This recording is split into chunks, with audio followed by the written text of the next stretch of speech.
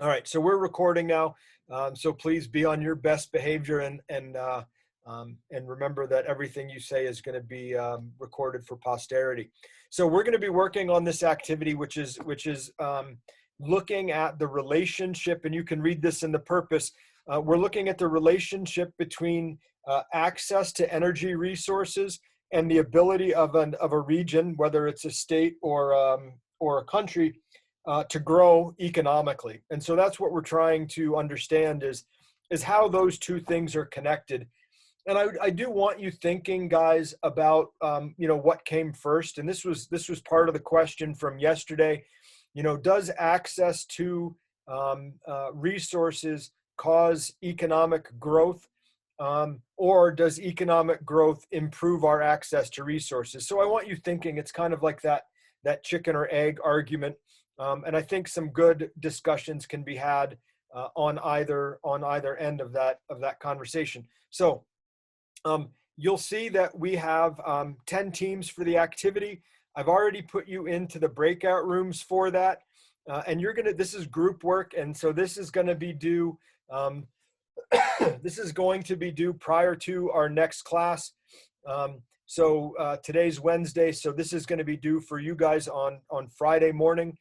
Remember that I have office hours from 9 to 10 tomorrow and 9 to 10 Friday, like I've had, the whole time that we've been fully remote. Those office hours can be accessed from our course website. Please make sure that you're using that document and that site.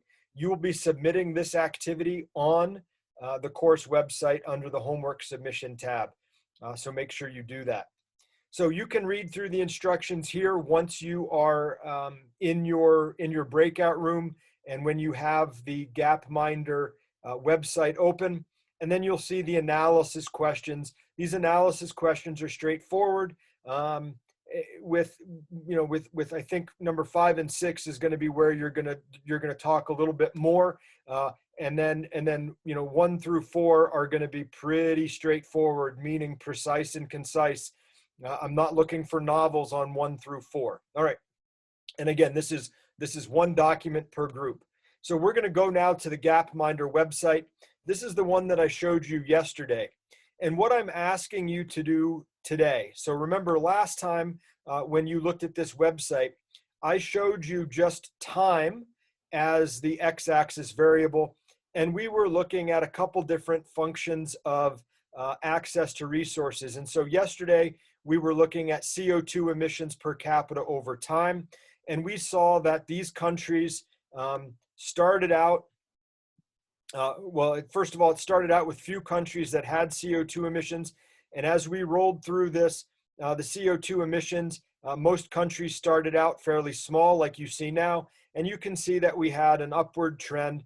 And so we would say that there's a direct relationship between these two variables, that as time has gone on, we have increased our CO2 emissions.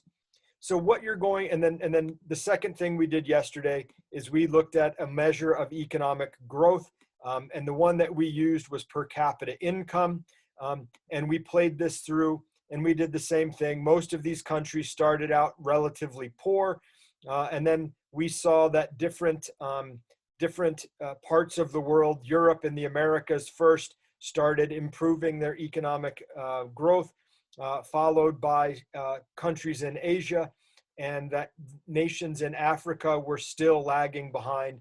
And that's some of the economic inequality that we're going to be addressing a little bit later when we get into some of these demographic shifts. Anyway, we would call this also a direct relationship, although I do want to point out that there is a much broader, when you compare the end of this graph with the end of the CO2 graph, there's a much broader gap from the lowest countries to the highest countries when you look at CO2 emissions versus when you compare that to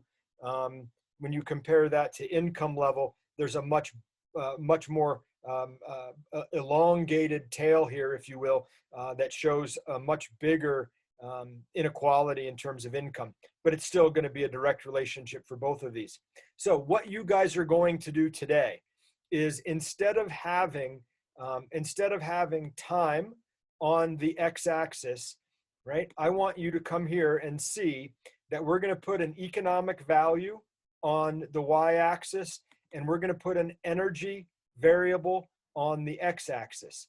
So what you're going to do is you're going to come over here and you're going to scroll down to, on the y-axis, you're going to scroll down to economy. Now, I don't care what variable you use. Guys, there are, you know, when you look into each of these subsets, there are dozens and dozens of different variables. This is not going to be a one and done. And what I mean by that is you're not going to just choose one variable and play the graph through and say, okay, we're set. I want you to play around with several different variables. So I think that each person in your group should probably, you know, play with a different economic variable and see what it looks like. And then similarly, so we're just going to go through, and just so that I can give you, so I'm just going to do GDP per working hour. And then under time, so again, if you go, so again, y-axis is an economic variable. X-axis is an energy variable. So we're going to come down here, scroll down, we're going to click on the energy tab. And again, I want you thinking primarily, like when we're going back to the Industrial Revolution, we were talking about mostly coal. So you can come up here and you can look at how access to coal is playing a role in this. But you could certainly do total energy. You could do all kinds of different ones. And so what we're going to do is we're going to hit play on this, and we're going to look and see what happens. And we look and see how coal consumption and this economic variable, how they change over time. And so you're going to run through, and when I look at this graph, and you're watching this graph with me, is there any correlation there? Let me play it again.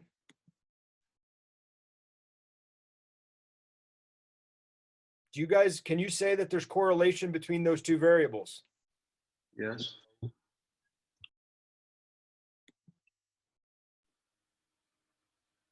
Yes, right? No, not really. Not really. Not really. Like I'm interested in what the US is doing, right? But I mean, I guess I could say that I can see a correlation for the United States, that as our consumption of coal increased during this period of time, you know, from the early 1980s until middle of 2006, that you know, as coal consumption increased, GDP increased. But when I play this out for any other country, so here's Mexico. Has the consumption of coal done anything to the GDP per working hour? No. No. So when you're looking at this variable, and this is why I said it's not going to be a one and done. I want you guys to hunt for a variable here, an economic variable here. And remember, this is the dependent variable, an economic variable here that is in fact dependent upon the independent variable that we're putting there. So this is not a one and done. I want you digging around and playing with these variables. And if you look at number four is kind of the most important instruction. You're looking for a country that shows a relationship between the variables that you selected. Now, could we make an argument for the United States and coal? Probably. But I don't think it necessarily is indicative of what is being experienced in the rest of the world when you look at coal consumption and that particular variable. Now, that doesn't mean that we throw out coal. What it means is we might go back here and we might look at a different economic variable. And maybe, you know, maybe we're going to look at, I don't know, overall GDP. We're going to move that. We're going to come back. We're going to start this again.